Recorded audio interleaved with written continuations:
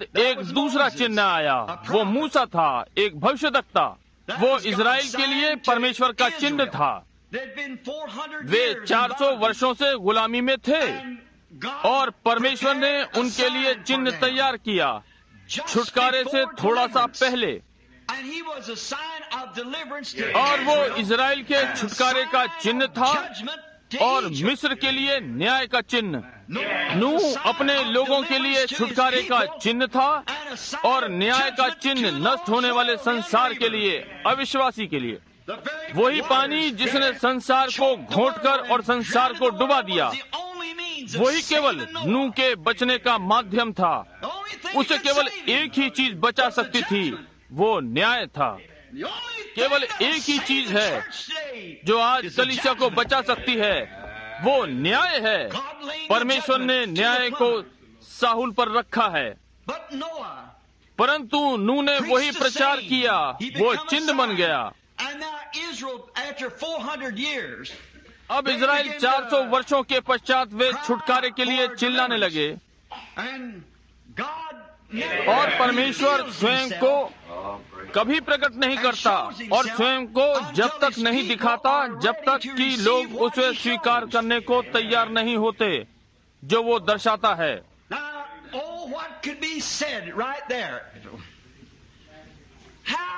अब वहाँ क्या कहा जा सकता था कि कैसे परमेश्वर ने इस राष्ट्र को नंगा छोड़ दिया।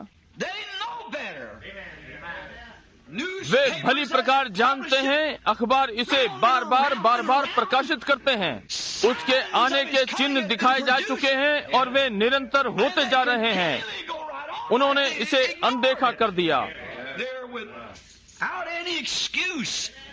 उनके पास कोई बहाना नहीं है। हम अंत में हैं। परमेश्वर केवल तभी ही भविष्यद्वक्ता भेजता है जब लोग भविष्यद्वक्ता को चाहते हैं।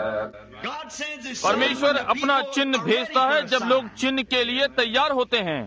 परंतु बात यह है कि लोग अक्सर वे एक स्थान पर आते हैं कि वे भावुकता को चाहते हैं, यानी वे कुछ चाहते हैं, हमें स्वर्ग से चिन्ह दिखा। परंतु जब परमेश्वर चिन्ह भेजता है तब वे इसे देखना नहीं चाहते। इसलिए ये बुद्धिमानों और समझदारों की आंखों से छिपा रहता है कि बालकों पर प्रकट हो गया जो सीखेंगे।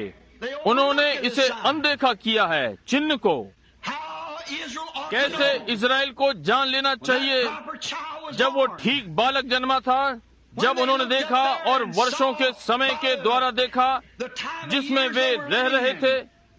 तेरे लोग एक प्रदेश में 400 वर्ष तक परदेसी रहेंगे, परंतु मैं फिर उन्हें बाहर निकाल कर लाऊंगा। उन्हें समय को जान लेना चाहिए था कि समीप है। जब उन्होंने देखा कि भविष्यद्वक्ता बालक जन्मा है, यहाँ तक कि माता पिता अमराम और योकेबेद राजा की आज्ञा से नहीं डरे और उन्होंने अनिच्छा से उसे नदी में फेंक दिया जहाँ मगरमच्छ थे। उनमें से एक ने भी उसे नहीं काटा। उन्होंने वहाँ चिन्ह देखा था, परंतु उन्होंने इसे अनदेखा कर दिया। वे इसके लिए तैयार नहीं थे। परमेश्वर उसे सीधा अंदर लाया और उसे सीधा फिरौन के महल में रखा और फिरौन को उसे पालने दिया और उसे सारी शिक्षा दी जो कि दी जा सकती थी कि दिखाए वो कैसे कामों को दिखाता है। और उसे पीछे रेगिस्तान में ले गया। उसे सब भूल जाने दो। फिरौन उसे प्रशिक्षित कर रहा था, परमेश्वर उसे शिक्षित कर रहा था। फिरौन ने उसे प्रशिक्षित करने में 40 वर्ष लगाए, परमेश्वर ने शिक्षित करने में 40 वर्ष लगाए। उसे इस सब के विषय में भूल जाने दो। मनुष्य का प्रशिक्षण और परमेश्वर का प्रशिक्षण। फिरौन एक पुत्र को एक अगुआ, राजनीतिज्ञ, एक लड़ाका, युद्ध करने वाला होने के लिए प्रशिक्षित कर रहा था। उस अगले फिरौन होने के लिए जो मिस्र को ऊंचे स्थानों पर रख सके और सारे राष्ट्रों को दबाकर और उनसे फिरौन के लिए कर वसूले। परंतु परमेश्वर उसे पीछे रेगिस्तान में ले गया और उसमें से सब कुछ बाहर निकाल दिया और उस जलती झाड़ी के पास 5 मिनट में दिखा दिया कि वो जीवित परमेश्वर था। उसने उसके अंदर से सारा भय निकाल दिया और उसे तैयार कर दिया। वो एक चिन्ह था। परमेश्वर चाहता है कि उसके लोग प्रार्थना करें। और जब इजराइल इतनी परेशानी वाली स्थिति में आ गया कि वे और आगे नहीं बढ़ सके, उनका समय पूरा हो गया था और उनका भार उनके सोचने से अधिक हो गया था, तब वे प्रार्थना करने लगे। और जब लोगों ने प्रार्थना करना आरंभ किया, तब परमेश्वर ने सुनना आरंभ किया। ये परमेश्वर के वचन को पूरा होने का समय हो गया था। और इसलिए जब अमराम और योकेबेद ने देखा कि ये समय परमेश्वर के वचन के पूरा होने का समय था, वे परमेश्वर से प्रार्थना करने को गए। और प्रायः वे प्रार्थना करते हैं जो बोझ रखते हैं, वो जिसके पास कुछ होता है। ये वे होते हैं जो ऐसा करने के लिए परमेश्वर के ठहराए हुए होते हैं। इस प्रातः हम नाश्ते पर बातें कर रहे थे, जबकि हम जल्दी जल्दी टोस्ट खा रहे थे और आदि आदि की आराधनालय में पहुंचे। वहाँ किसी व्यक्ति के लिए कुछ कहा गया जो यहाँ से दूर है। वो कैंसर से चंगा होने के पश्चात फिर से सिगरेट पीने लगा। मैंने कहा, कितना खेद का विषय है। इसलिए तब एक बोल पड़ा और कहा, ये बहुत ही भयानक बात है कि यहाँ से हटकर चला जाए, सिगरेट पिए। मैंने कहा, मैं ये जानता हूँ क्योंकि ये शैतान है। और मैंने कहा, ये एक शैतान है। और मैंने कहा, और आप इसे रोक नहीं सकते जब तक कि परमेश्वर की सामर्थ्य आपके ऊपर ना हो। मैं अपने जीवन के आरंभ में दो लोगों को जानता हूँ। दोनों परमेश्वर के जन बनना चाहते थे। उनमें से एक जैसे ही मैं उसकी अगुवाई करके उसे मसीह के पास ले गया, उसने सिगरेट सुलगाई। वो एक दिन में 5 या 6 डिब्बी पीता था। वो आरंभ करता, एक से दूसरी जलाता, पूरे दिन तक एक रहती थी। और उसने दूसरी सिगरेट जलाने का यत्न किया और किसी चीज ने उसे ये नहीं करने दिया। वो स्टोव के पास गया, ये ना जानते हुए कि पवित्र वचन इन बातों को दोषी ठहराता है, और स्टोव जलाया और डिब्बी को स्टोव में डाल दिया और ये तय हो गया। और जबकि दूसरा व्यक्ति जो मसीही बनना चाहता था और अपनी पूरी कोशिश की, वो प्रभु के सामने रोया। उसने ये 2-3 सप्ताह तक के लिए छोड़ दी। और जब उस स्थिति में अपने आपे में आया, वो सनकी हो गया। और जब वो अपने आपे में आया तो उसने स्वयं को पीछे आंगन में अपने सिर को टीन से पीटते हुए पाया। जल्दी से दौड़कर घर में गया और सिगरेट लेकर एक के बाद दूसरी पी। उस शाम को जब वो घर छोड़ने वाला था, एक के बाद दूसरी। देखिए, एक बुलाया हुआ था। मेरे पास कोई मनुष्य नहीं आ सकता जब तक कि मेरा पिता ही उसे अपने पास न खींच ले। और सब जो पिता ने मुझे दिया है मेरे पास आएगा। चेतावनी का क्या अर्थ होता है? ये एक के लिए जीवन है। उसने से देखा। जब तक परमेश्वर ही प्रकट न करे, आप देख नहीं सकते। ये बुद्धिमानों और समझदारों की दृष्टि से छिपा है और बालकों पर जो सीखने वाले होंगे प्रकट करेगा। ये ठीक बात है।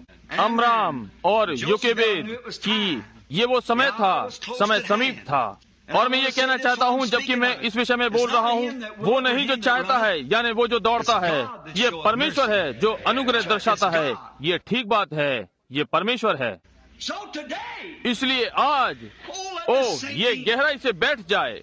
यदि आज परमेश्वर ने आपको बुलाया है और आपने स्वयं को संसार की बातों से अलग कर लिया है और परमेश्वर की महिमामय सामर्थ्य ने आपका उन बातों से पवित्रकरण कर दिया है, तो आपको संसार के सबसे अधिक प्रसन्न व्यक्ति होना चाहिए। लाखों लोग थे जो इसे करते, यदि वे इसे कर सकते थे, परंतु वे नहीं कर सकते। ये उनके लिए नहीं है कि इसे पाएं। ये दिन है जब एक कलीसिया बाहर बुलाई गई है, अलग की गई है। जो ये हुआ करता था, ये उससे भिन्न है। जी हाँ, जब लोग प्रार्थना करना आरंभ करते हैं, जब इजराइल ने एक भविष्यवक्ता के लिए प्रार्थना करना आरंभ की, परमेश्वर के पास भविष्यवक्ता था। परमेश्वर के पास सारे समय भविष्यवक्ता था, क्योंकि परमेश्वर सदा उनके आगे आगे चलता था। उसके पास मनुष्य तैयार था, परंतु वो लोगों के लिए प्रतीक्षा कर रहा था कि प्रार्थना करने जाएं। लोगों को ये चाहना चाहिए। कितना प्रतीक है। आज मैं कह सकता हूँ, आज हमें किसकी आवश्यकता है? एक बेदारी लाने वाले की नहीं। ये कोई दूसरा मनुष्य नहीं है जो किसी बड़ी संस्था के साथ हो, जो सारे झुंडों को एक साथ संस्थागत कर ले। आज की क्या आवश्यकता है? एक भविष्यद्वक्ता जो परमेश्वर के पास से संदेश के साथ भेजा गया हो, जो संसार को दोषी ठहराए। परमेश्वर के पास व्यक्ति हो सकता है यदि लोग इसके लिए तैयार रहें। आप जानते हैं कि मैं क्या बोल रहा हूँ। संभव है वो संसार में कहीं हो, परंतु लोगों को ये चाहना चाहिए। परमेश्वर आपके गले नहीं मड़ता, आपकी ये इच्छा होनी चाहिए। धन्य हैं वे जो धर्म के भूखे और प्यासे हैं, क्योंकि वे तृप्त किए जाएंगे। ये ठीक बात है। मूसा के पहचान लिए जाने के पश्चात, बल्कि लोगों के, वे ये जान गए कि उन्हें एक अगुवे की आवश्यकता थी। उन्होंने प्रार्थना करना आरंभ किया।